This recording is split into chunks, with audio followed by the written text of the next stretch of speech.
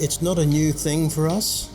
It's the re-establishment of those old partnerships and those old times that we worked together, talking about those old ways again, but in a new environment.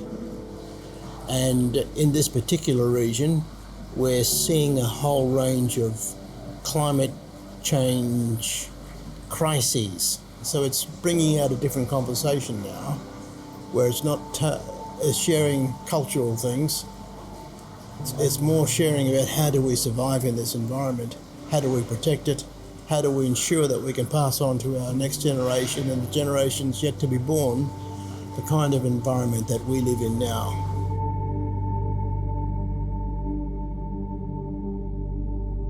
I think young Indigenous peoples are very important to be involved in climate action, is because if you look at community-wise, people who are usually contributing and who are usually working with jobs in community and infrastructure are usually young people and strong people.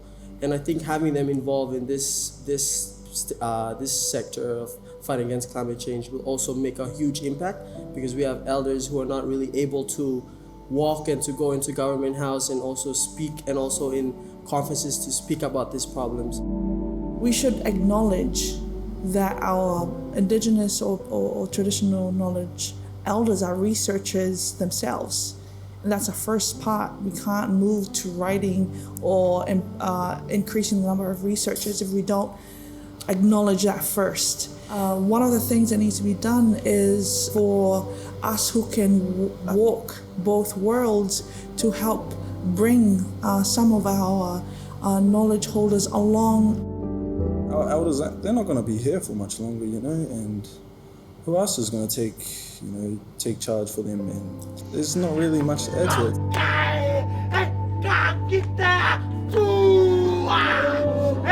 It's our future. We're the ones that's going to be cleaning up all of the mess. If we're going to talk about the future, we should have people who are going to be living in the future involved in this type of work. We need to stand up and help each other. From where I come from, we have 22 provinces, 800 cultural backgrounds, and 600 plus languages. So I have to be clear on what I will bring across to the people in my country. There's a lot of stuff right now that it's all the top-down approach, but we need, how about we start from the other side, a bottom-up approach, because some of the things that we have, we are losing out. We really need everyone on board, because this is not just a fight for our identity. It's about the identity of our children, of our next generation. We have to ensure that we have First Nations people, Indigenous people, through that journey from where we are here.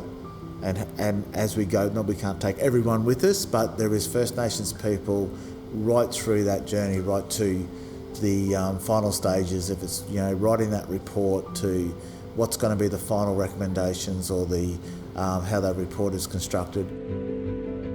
You've got traditional owners. This is what we say from the ground level, and as soon as we take it up, they don't listen to our recommendations. So the recommendations is actually pushed to the side, and they've got their own recommendations there that they think is best for us, that's not the case. So it's a two-way, it goes up, and also that then as it comes back to these sort of forums about what we have done, what has been achieved, what probably hasn't because of difficulties, and then, we're walking that journey together right through, not just in the consultation. And, what I say, meetings like this are kind of the door that opens, but we need to continue to take Indigenous people right through and make sure that we have that dialogue happening right to the top. I think we should also consider that our chants, our stories, our songs, these are other forms of recording or information that should be considered worthy of peer-reviewed journals, and should also be considered as valuable source of information. In these particular regions, particularly for Indigenous Australians, we know how to look after country. We've been doing it for 60,000 years. It's not new knowledge, it's old knowledge. It has to be brought in here to be mixed with the new knowledge, and how we marry that together is a challenge, because some of the issues and the challenges that we see are not of our own making. We didn't create a lot of this stuff. And we don't know how to tell the ones who are doing the damage, time to stop, time to change, time to re-examine, reinvest in some other ways of doing these things here, but let's do it as quick as we can. And most of our nations and peoples in this particular region aren't rich nations. And many of us have been exploited so much. And so the damage has been great. We have been struggling in our own societies to farm our land, to provide water at home, and this is all gone when industries like mining and companies that come into our land and extract our resources, and it causes loss to lives and damages to the land. By looking at national level and the international level, women has to play vital roles. We have to be educated to be that woman of change.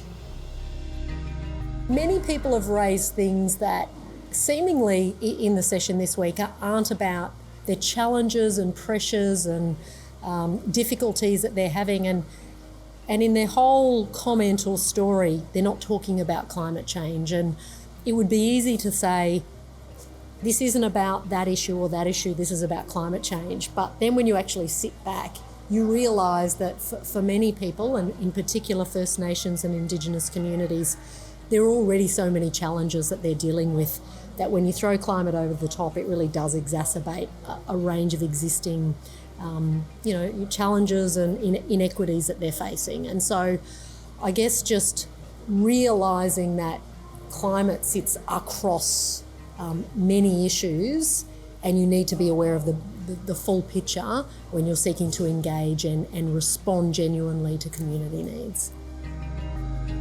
Just I'm 31, and the place where we used to play is it's no more.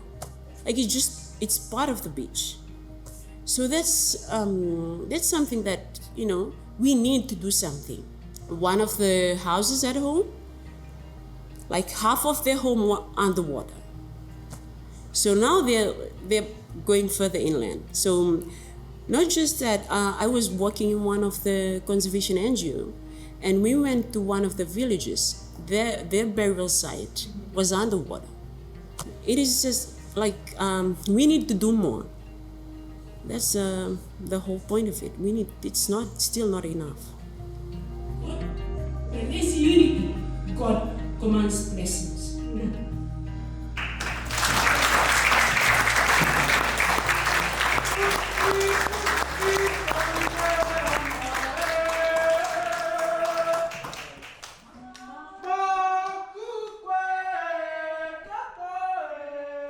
So we just do need the funds, the monies, to be able to put in place the kinds of mitigation and adaptation strategies that we need to put in. And that needs to be done very, very, very quickly. It needs to be done swiftly. And we got the knowledge, we know what to do. Give us the time, give us the money, and give us the resources, and we'll make sure we can stop this climate crisis in the Pacific region.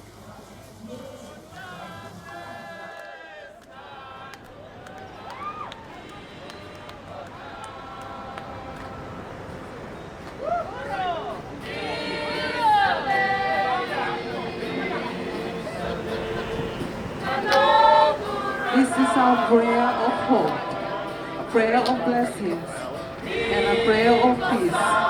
May God continue to shower His blessings to all of you.